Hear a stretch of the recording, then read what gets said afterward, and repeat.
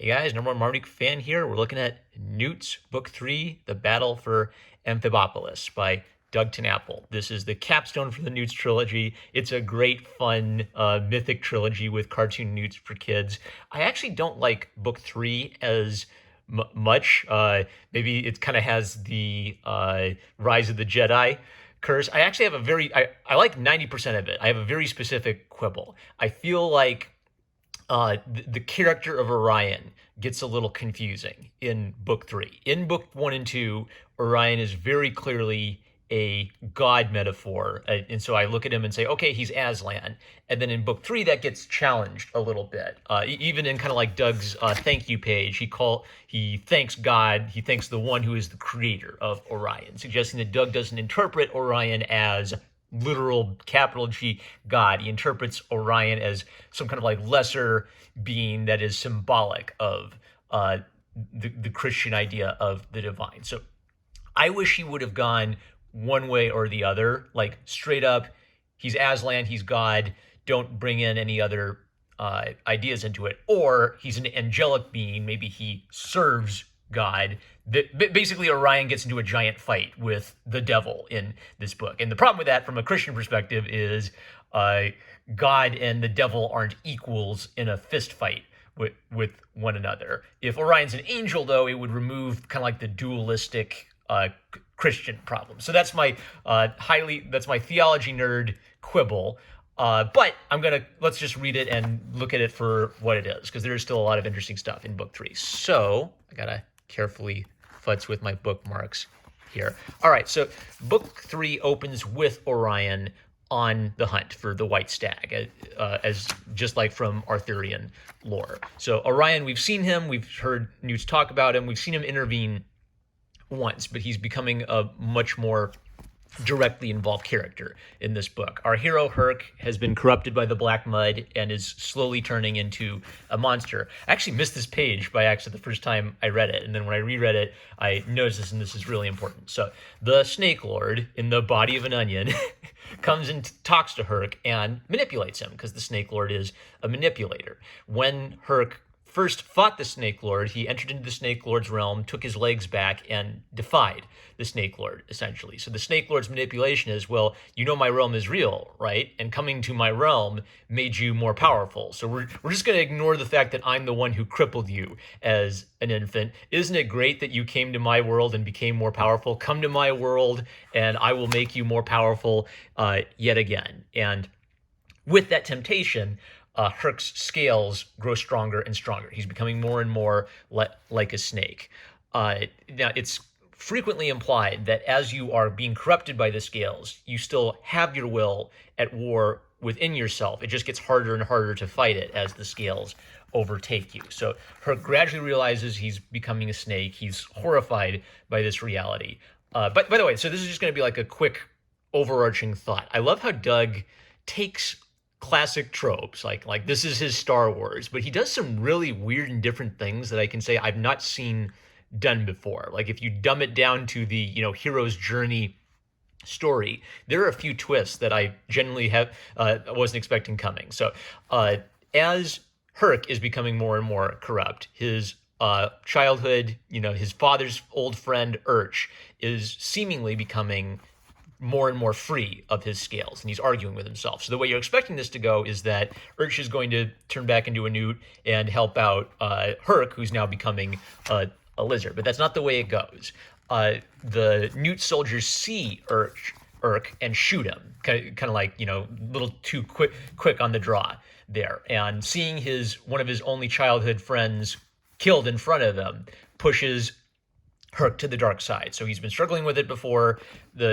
The tragedy of this death pushes him over. This is directly connected to what happened in book 2, where Herc, just as he was beginning to be under the influence of the scales, struck his sister. Because he struck his sister said, well, I don't want to be with you anymore. I'm going to go join the lizards. So the irony of the lizards is, first they corrupt you, then they use the fact that you're corrupted to say, see what a jerk they are, come join our side, Nnewts. And that's exactly what's happening to Herc now. He fully embraces the lizard and says some monstrous things. So he meets his kind of like what is it? It's not like it's sort of like a childhood crush romance, Lana, and he tells Lana, "How could I ever love someone like you? You're a cripple." So when he becomes a monster, uh, he turns into a monster physically, but also his heart or his will makes him a cruel and disgusting person, right? He's symbolically becoming a monster and literally becoming a monster. And this is a very hurtful thing to Lana that sets up her character. Her father doesn't have magic. Her father's just a kind of plain old fighting man. And what he tells her is, I don't feel like I've failed if people say mean things to you, but I know I've failed as a father if you believe them. So he's trying to teach his daughter that her self-worth isn't dependent on people saying nice things to her. Her life has intrinsic value regardless of what anyone says about her. And then there's this kind of like cute thing where he tells his servant, "I'm cutting off your tail if she gets into trouble," and embarrasses her a little bit. So she's going to have to defy her father a little bit and leave the safe bunker so she can go help save the day. So I think what's making this work is there is like a very sweet father-daughter relationship here. She does disobey her father, but her disobedience of her father is for the purpose of saving the world. So I don't think it's a celebration of disobedience. It's a pretty good example, actually, of a kid trying to figure out what to grow up and find a role in the world. She's learning when the right time to disobey your dad is, and maybe the right time to disobey your dad is when the entire world is falling apart and lives are at stake. So, meanwhile, wait, did I skip any bookmarks here? No. Okay, so meanwhile, the scholars are trying to protect their knowledge because the Snake Lord knows if he can destroy all of their books and all of their history, he can break their spirits and take away any magic they have that could allow them to defeat him. So the scribes are just desperately trying to save a few scrolls, and the bad guys figure out that they were wrong the whole time. They assumed that if they attacked Amphibiopolis, they would find the gateway to the heavens that would allow the Snake Lord to become a celestial being and kill God, kill Orion. They look at the map more carefully and they realize they've been tricked. It was in Newton the whole time. So the entire evil operation was a waste of time. So now that Herc has completely joined the side of the bad guys, I think there was something I missed. There's like a tiny little scene where they feed him a dessert, and the dessert is gross and disgusting, and they tell him it'll give him magic, but it doesn't do anything. So it's kind of underscoring the idea that when you fall into evil, you become this just nasty, childish bully. They just do a petty, mean thing to Herc just to laugh at him. It even feels like the kind of thing a mean kid would do. It's a great way of underscoring just the banality of evil. So the three evil siblings, Herc, Zerk, and Sissy, are now traveling to Newton so that they can help the Snake Lord become a god and defeat Orion. They fall into the water along the way, and the two who are covered in scales, Herc and Zerk, hate the water. It feels weird on their scales. Nnewts are amphibians. They belong in the water. So as you become more evil, you feel more out of place in the world God created you to be in, ironically. The very thing that you're building up, the scaly armor you're building up for yourself, is actually making your life much, much worse. There's kind of like this neat twist where what are the giant monsters? And the giant monsters are idols infected with black mud, and then they become, giant stampeding Godzillas that do the bad guys' will. General Mander gets the idea, well, if I can break the idols before they use the magic black mud, I can stop this attack before it happens. Meanwhile, the three evil siblings discover the kind of like gateway to the heavens that they're going to use. All right, so Lana shows up just in the nick of time and helps her dad destroy some of the idols, but they can't get the last one. And her wheelchair is caught on the monster's horn, and she's helpless. So the Snake Lord's entire beef has been, I will give you power, I will make you strong, I will give you legs, we're gonna ignore the fact that I'm the one who crippled you in the first place. If you join my side, you're gonna walk and you're gonna be so amazing and strong and tough and wonderful. So Lana has been reduced to a state of absolute powerlessness. She's a crippled child dangling from the horn of a giant monster. She is utterly physically incapable of fighting and saving herself in this situation, right? So what Doug TenNapel is doing is he's saying that courage that goodness of spirit is not the same thing as physical strength. So every bad guy's character has been about grabbing onto doing evil so you can grab onto more and more physical strength for yourself. Lana is being put into the absolute state of weakness so that when she makes a courageous decision, it emphasizes the true courageous decision has nothing to do with your physical abilities.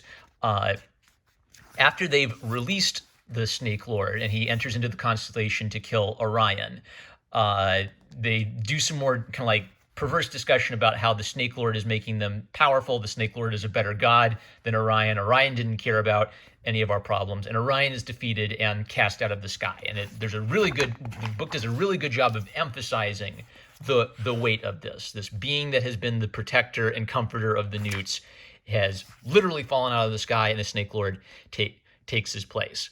So this is where, though, Orion doesn't work as, unless this is supposed to be like the crucifixion or something. This means that Orion doesn't work as God anymore because his life is physically dependent on the creation. But it could still work if Orion is like a what do you call it? Like a demigod or an angelic, sort of like how in Lord of the Rings, Tolkien has these Maiar who are sent by God into Middle Earth to have dominion over Middle Earth, but they themselves aren't God. So, but anyway, the divine figure, sort of the symbolically angelic figure, is defeated, and one of the messengers of the Nnewts points out to Herc, you've got legs now, but whatever happened to your heart? And they speak in rhyme, of course. Don't look at me, I've got good intent. Said every Nnewt to hell was sent.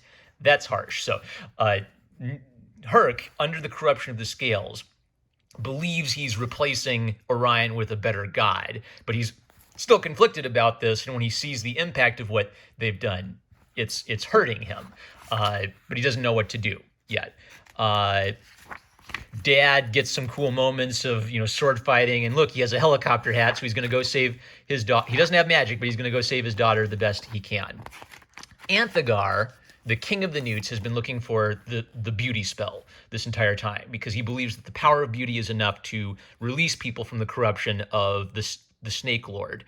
And basically he's decided he's going to come after Herc and save Herc. But as Anthagar's chasing after them, the three bad guys are running away from Anthagar as fast as they can.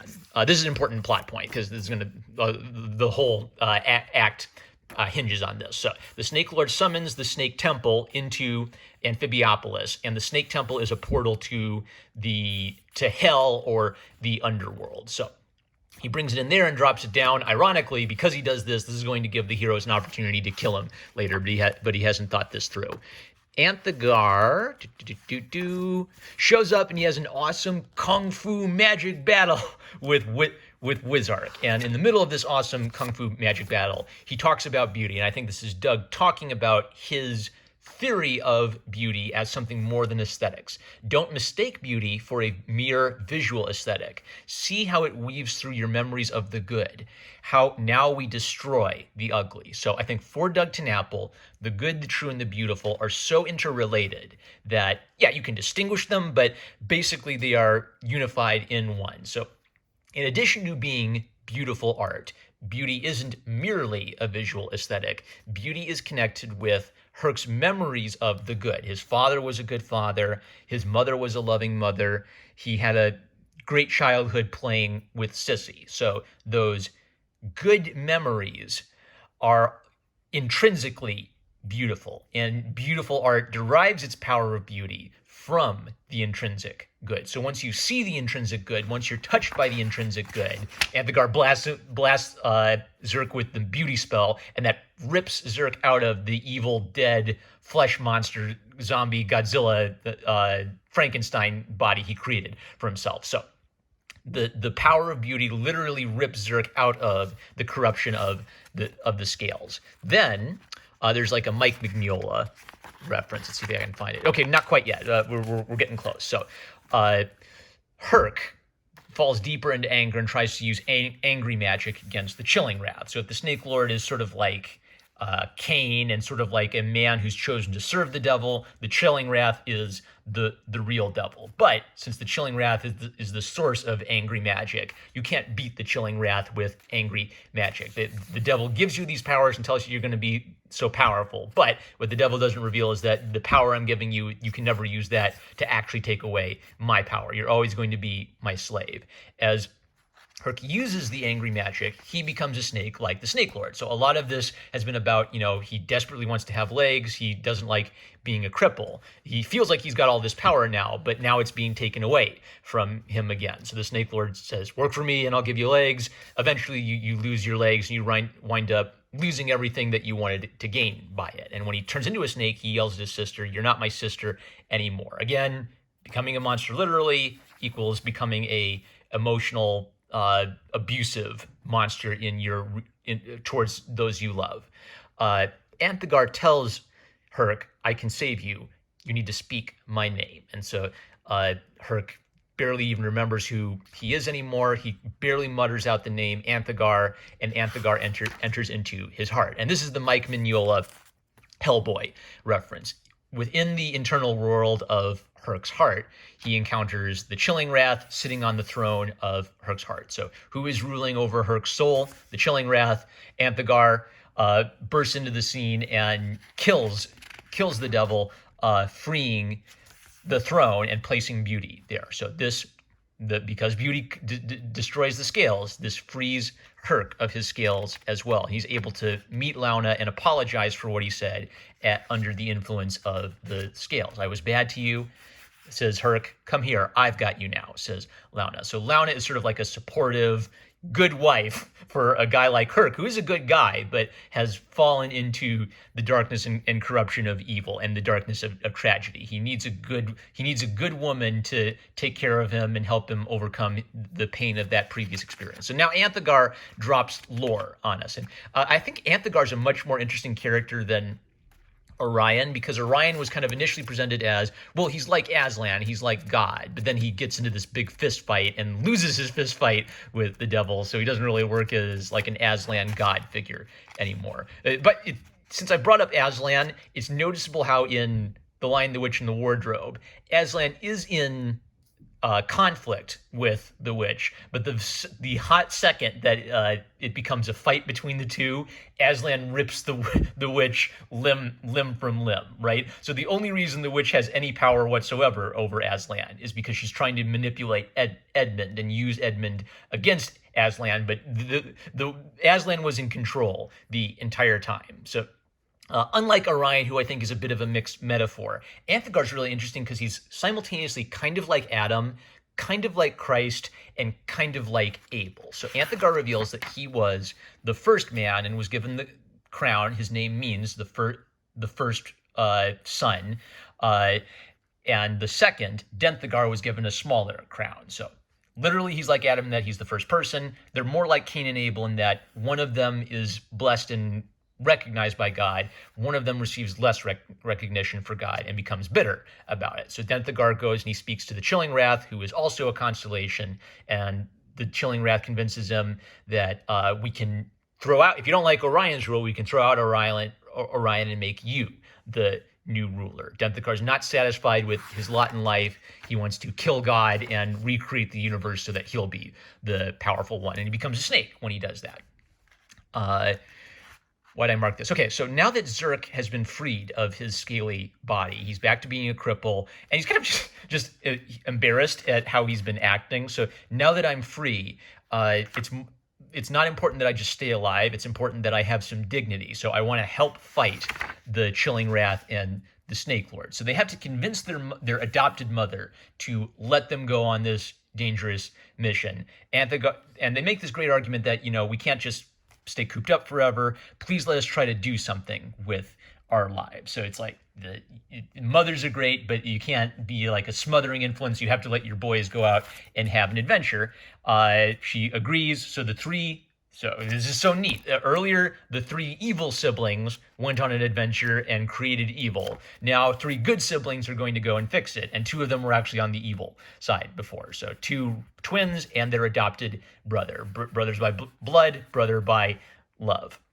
Now, it's kind of a neat point where Doug has his not feminist moment, but it's sort of like Doug says, I don't think Doug likes feminism, but he does like strong women. So Sissy asks, well, you're not saying we can't go just because we're she-fry, right? And Anthegar says, no, on the contrary, I need you here with me, fighting to hold down the fort here. And Lana especially has had like her big heroic, I forgot about Lana's big heroic moment in the sun. Lana's big heroic moment in the sun is she was offered her legs back by the Snake Lord, and she defied the Snake Lord. So everybody has failed to resist the Snake Lord's temptation. Lana, the weakest one, successfully resisted the Snake Lord's temptation. All right, so basically, like the three brothers, Anthegar even kind of like makes this joke that, well, of course the three brothers have to go because they're the three brothers, and it has to be the three brothers who go on an adventure, and I have to give them epic magical items because you can't go on a quest without some epic magical items. So he gives Zerk a mustache that creates prehensile hair, and it covers him with this hair that he can use like a limb, and the hair can act as substitute legs. So Zerk is given something that allows him to walk again. He gives Herc a helmet in the shape of an eagle. There's even kind of like a gag where Herc thinks it's dorky at first, but Lana thinks it's great. So now Herc thinks it's the coolest helmet ever. And he gives Pick, who likes to pick his nose, a gigantic robotic arm, because that just seems super cool. They enter into the magical realm. Meanwhile, the scribes are still being pursued by the giant monster and still trying to protect the scrolls, and they're desperately looking for anything that can release the control of the black mud on people. They fight a giant bug because no Doug TenNapel book is complete without a giant bug, and they meet Urch in the underworld. So the twist is Urch was dead. That death is what caused Herc to fall to the dark side. When they're in the world of the dead, Urch is there and can save them. So ironically, the fact that he was dead helped them in the end. And they free Orion.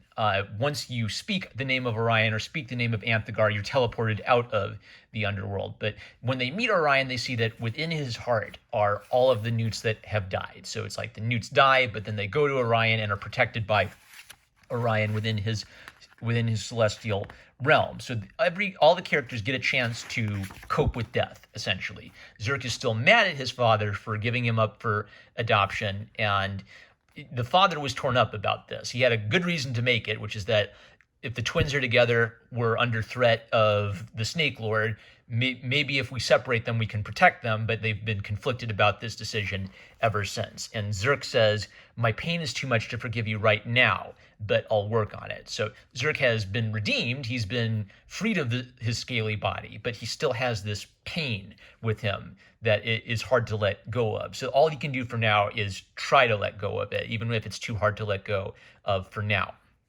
Urch is embarrassed that he's been corrupted by the Snake Lord, and what Orion tells him is, you're a hunter, I'm a hunter, I need a hunter to help me pursue the great white stag. And Urch sees his dead comrades within the heart of Orion and basically learns that he's already been killed, so now he enters into heaven, where the sting of death, where death has lost his sting. He's reunited with his friends, and he gets to be restored to who he really is supposed to be, which is a heroic hunter. Herc has to say goodbye to his parents because it's not his time to die yet. And his father explained that the reason I'm dead is because I put all of my soul into my final spell to protect my friends. Foreshadowing. So the three of them speak the name of Anthegar and escape from the realm of hell, and Orion gets to kick the Chilling Wrath and the Snake Lord's butt. But again, he doesn't work as an omnipotent deity because it's a physical fight and he needs help to God shouldn't need help to defeat Satan. So again, I'm interpreting Orion as an angelic being. The angelic being needs help to defeat the demonic beings. And that actually would work because Lucifer is supposed to be the chief among all the angels. So I think you could believably have Lucifer have a fist fight with an angelic character and make that work. The scribes discover the ancient song of the Nnewts that can free them from the black mud. So it's like a beautiful song, and your history is your way of fighting against the corruption of evil. Zerk realizes that he has to do what his father did. His father put all of his soul into a magic spell to protect his friends. Herc realizes he has to put all of his soul into a magic spell to strike the chilling wrath. His last words to Lana are, "I love you," and he puts all of himself. You have to sacrifice everything to conquer evil, and it works. Evil is destroyed because it's a beauty spell. Everybody sees the beauty and are freed of their scales. So it seems like the big happy ending is here. There's even kind of like a neat moment where Denthagar, the spell is so beautiful, even Denthagar is freed of his scales, but he's still bitter and he still refuses to repent.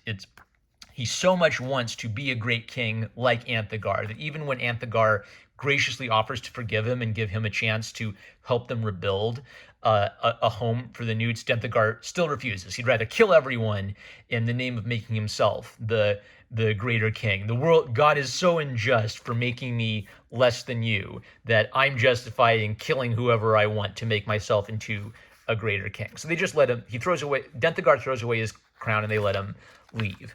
Anthagar is old, so Anthagar he's finished his work. He wants to go to the next life, so he has to appoint someone to be the new king of the Nnewts.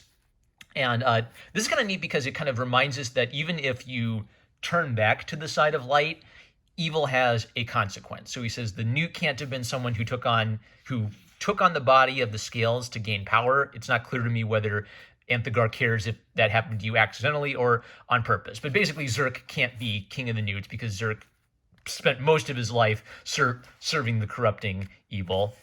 They can't be someone who ate the desserts of the Snake King in order to learn magic spells. So Sissy, that's what Sissy did. So although these guys have returned to the side of light, it's like their evil actions have consequences. Their evil actions still hurt people, so that they're not suitable to be the king because of that. Who is suitable to be the king? Lana, because Lana is the only one who directly defied the temptation of the Snake Lord. And Anthagar makes the point that, we were never supposed to live on land in the first place. The only reason we're living on land is because of the Civil War. What if you rebuild the kingdom in the water? And hey, if you're in the water, you're able to swim, so you don't have to be in a wheelchair anymore. Dun dun dun. Now, here's kind of like the neat twist of the ending. I really thought that Doug was going to do a Christian resurrection thing where Herc has died to save the day, but because God has power over life and death, he's going to bring Herc back to life and give us a perfect magic, everything is happy ending. And he doesn't do that. He does kind of a bittersweet ending, which is interesting because he could have done the Christian resurrection thing, but I think he wants to say that death has a lasting impact, and you have to find a happy ending in spite of death. So Lana mourns the death of Herc, and adopted mom makes supper for Sissy's now joined the family. Zerk is back with his adopted family, and Pick, their adopted brother, and she saves a place at the table for Herc in case he ever comes back. And they ask, well, is that possible? And she says, there's always hope, Zerk. So again, I'm thinking, okay, this is definitely setting us up for like a resurrection and Herc coming back to be with the family. So in heaven, in the heart of Orion, Herc looks down and he wonders if he's happy with what's happened.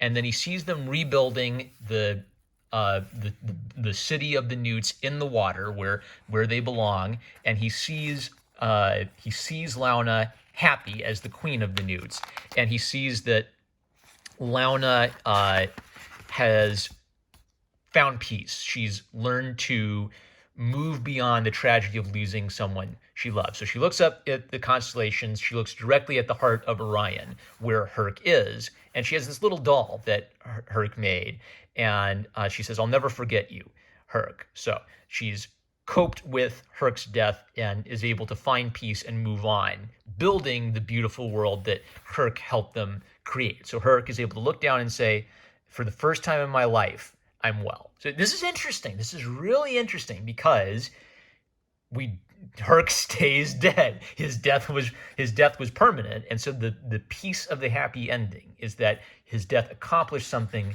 meaningful and lasting in the world, and he's able to see this. And then they go on a hunt, a merry hunt with Orion, chasing down the white stag, and Herc is reunited with his father. So in the divine, in the arms of God, death has lost its sting, and the pain of death and the pain of sin is removed. So that's that's a very beautiful ending, and it was kind of unexpected. All right, so look at me, I'm tearing up a little bit. Of course I recommend Nnewts. Look at me, I'm a full-grown man, I'm crying while reading it. All right, that's it. That's Nnewts Book 3 by Doug TenNapel.